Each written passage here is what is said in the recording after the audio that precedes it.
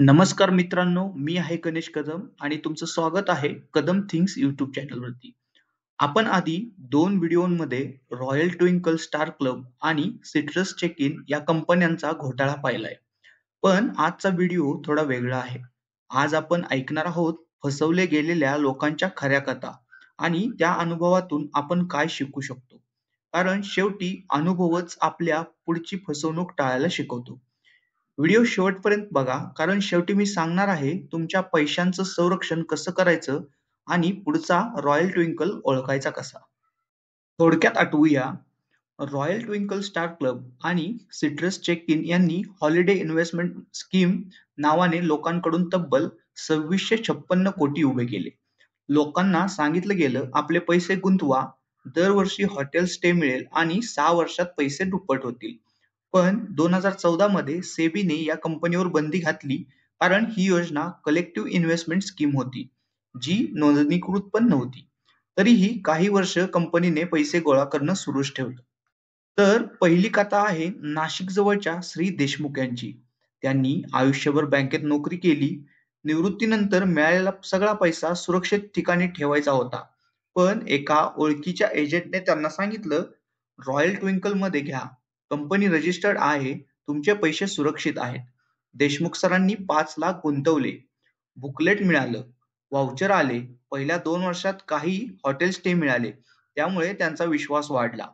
पण तिसऱ्या वर्षी अचानक कंपनीच्या वेबसाईटवर अंडर मेंटेनन्स असं दाखवायला लागलं. एजंटने फोन उचलणं बंद केलं. देशमुख सर म्हणाले, मी आयुष्यभर सेफ इन्व्हेस्टमेंट शोधत होतो, पण शेवटी सर्वात अनसेफ ठिकाणी पैसे ठेवले. त्यांची कथा आपल्याला सांगते, भारी रिटर्न्स आणि आकर्षक वचनांपेक्षा पारदर्शकता महत्वाची असते. दुसरी कथा आहे मुंबईतील शिंदे कुटुंबाची. त्यांनी सिट्रस चेक इनच्या एजंटकडून हॉलिडे ओनरशिप प्लॅन घेतला. एजंट म्हणाला, 2 लाख गुंतवा, दरवर्षी एक फ्री हॉलिडे आणि गॅरंटेड मंथली इन्कम. त्यांना प्लॅन प्रोफेशनल वाटला. रिसिप्ट्स, लॉग इन पोर्टल सगळं परफेक्ट. काही महिन्यांनी मंथली रिटर्न्स थांबले. एजंट म्हणाला टेम्पररी इश्यू. पण काही आठवड्यांनी ऑफिसच बंद. त्यांनी सेबीकडे कंप्लेंट दिली, पण रिफंड प्रोसेस अजूनही सुरू आहे. आजही ते म्हणतात, कंपनीपेक्षा एजंटवर जास्त विश्वास ठेवला, तीच मोठी चूक झाली. तिसरी कथा आहे पुण्यातील एका लहान व्यावसायिकाची.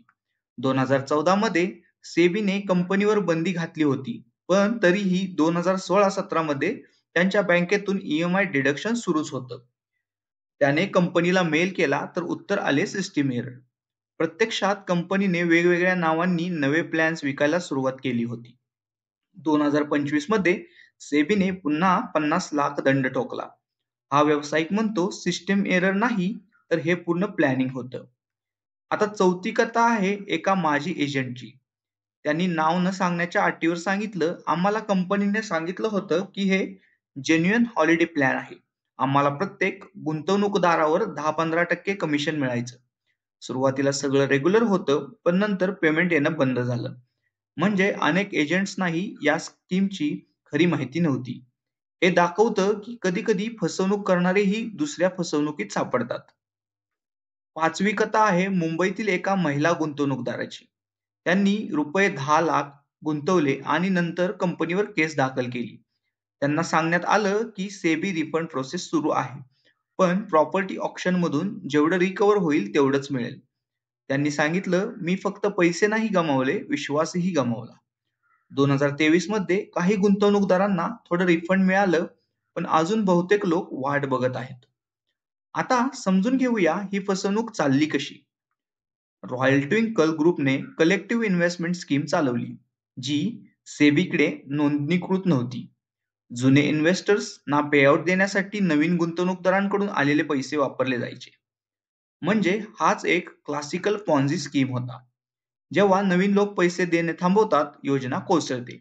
शेवटी सेबीने काही प्रॉपर्टीज अटॅच केल्या, डिरेक्टर्सवर केस केले आणि रिफंड प्रोसेस सुरू केली.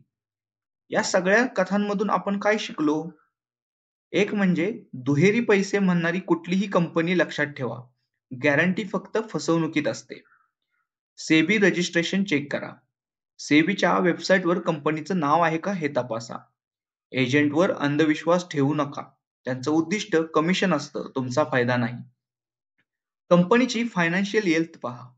रुपये 181 कोटी नेटवर्थ आणि 2656 कोटी कलेक्शन्स हा मोठा इशारा होता. ऑनलाईन रिसर्च करा. गुगलवर कंपनी नेम प्लस स्कॅम शोधा. 5 मिनिटांचं काम करा आणि लाखोंचं नुकसान वाचेल. रिफंड प्रोसेस फॉलो करा. सेबीकडे केस ओपन ठेवा. अपडेट्स रेग्युलर चेक करा. अवेअरनेस फैलवा. तुमचा अनुभव शेअर करा, ज्याने इतर लोक सावध राहतील. मित्रांनो, ही होती रॉयल ट्विंकल विक्टिम स्टोरी. खऱ्या लोकांच्या खऱ्या वेदना आणि आपल्यासाठी मोठा इशारा. तुमच्याकडेही अशी काही कथा असेल, कमेंटमध्ये लिहा किंवा ईमेल करा. पुढच्या व्हिडिओमध्ये आपण पाहणार आहोत रॉयल ट्विंकल नंतर फसवणूक करणाऱ्या टॉप 5 कंपनीज इंडियामध्ये. हा जर व्हिडिओ युजफुल वाटला तर लाईक, शेअर करा आणि सबस्क्राईब करा कदम थिंग्स युट्यूब चॅनलला. चला आता सगळे मिळून फसवणूक विरोधात जागरूकता पसरवूया.